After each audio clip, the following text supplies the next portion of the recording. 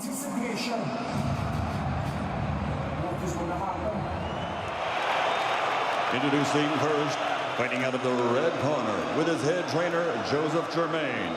Wearing black with silver, officially weighing in at 16 stone, 11 pounds. His professional record, 39 victories. Pardon me, 39 fights, 35 victories, including 27 knockouts with 3 defeats and 1 draw. Ranked number 3 in the world by the IBF. Originally from Cameroon, now a proud citizen of France. Ladies and gentlemen, he is the challenger, mesdames et messieurs, Carlos Takam. And across the ring, fighting out, wearing white with green. And in his corner with his head trainer, Rob McCracken, MBE, officially weighing in at 18 stone, 2 pounds. He captured Olympic gold in 2012, and now, as a professional, 19 fights, 19 victories, 19 knockouts. From Hartford, Hertfordshire, he is the fighting pride of all England, the reigning, defending, undefeated IBF, IBO, WBA, heavyweight champion of the world, Anthony Joshua. Let's get ready to rumble.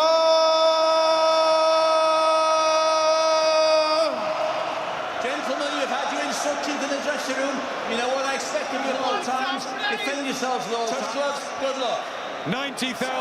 Will it be Joshua with ease, or is there a sensation? Had his finest hour at Wembley Weaver, Carlos Takam, who's not covered.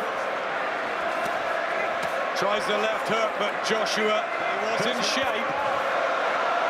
In shape for this, though. A very different one to Pulev. Very different. Straight into the... It looked like a heavy clash of heads. Josh looking like he's going to work here slightly, body and head. And he fights a lot of rounds. Few believe it will. But that certainly spurred Joshua. Some last shots together there, Joshua. Maybe, you know, putting a little bit of pressure now with that. Right on that affected area. A bit wild from Joshua, but there's a lot of blood. He's showing it. Not wobbled, not shaken, nothing like that, but the nose. Let's get down. Jab, right under. Listen, spit that out, spit that out. Well, they say in boxing, you've got to go through all sorts. Look at that head going in. That was really nasty. He's broken his nose immediately. You can see the reaction from Anthony, but it's not just that. The shape of... As soon as that gap's closed, he's certainly not going looking for Joshua. He's only there now for Joshua. He's got all that experience, Carlos Takam. He's out just trying to get in range of that jab, looking for the right hand. He's been headbutted again there. Looking at the left hand from Takam, and Josh giving him a real confidence boost there. He was with Jean-Marc Mormet. He's back in the point where he wants him, but he's got to watch that aggressive counter from Takam, because he's looking at firing back. Joshua, maybe there'll be stamina issues if Joshua doesn't stop him early. That could come back to haunt it a bit like that when he outlasted him in the Ukraine. But Joshua has that power, and that's a nasty cut for Takam. That's worse than Joshua's, and Joshua will be right on him. Both still standing, and Takam's going to go for it.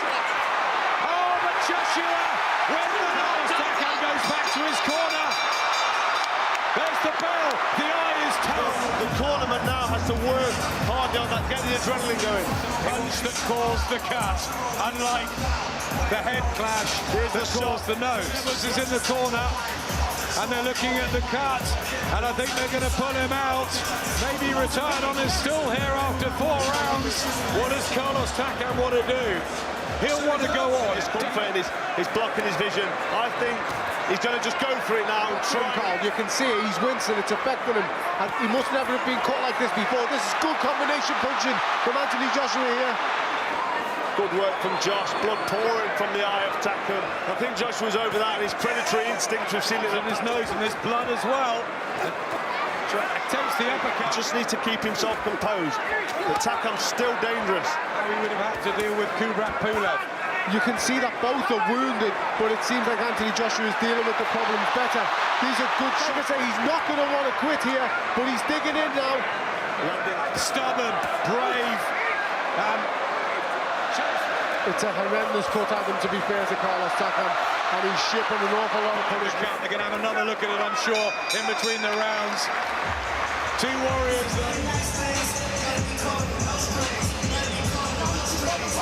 In his short professional career, the broken nose earlier, which we suspect.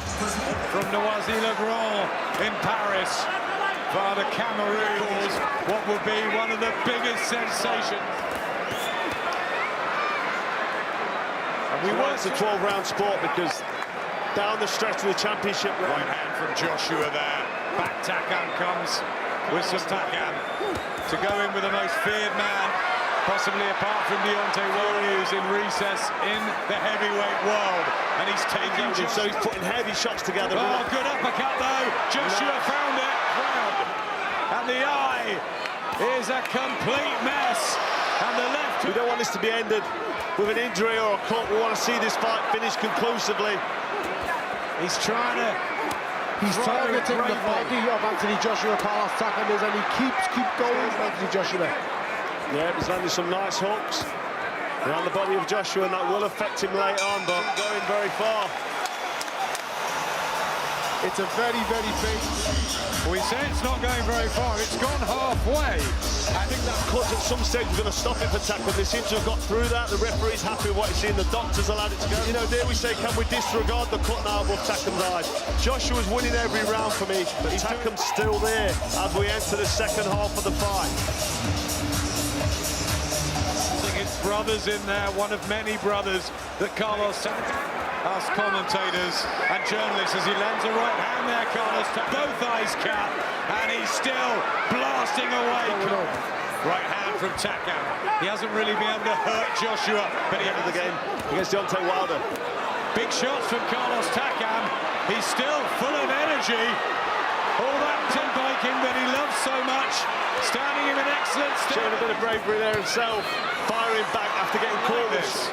Well, I think Joshua's big right hand from Joshua, but still Takam. Yes, he's had him down. Yes, he's had him wobbled, but no real signs of good right hand from Takam. But 5 wins Carlos Takam. He's not a powder puncher, and maybe late on, and he's starting to.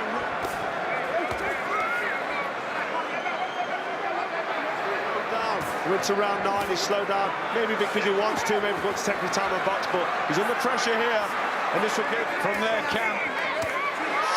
But that's a good shot from Joshua. He's still in this. It's been decades, Adam, since the undisputed heavyweight championship on literally 2 weeks' notice. Nobody's done it in decades. Rolling on, and he's still.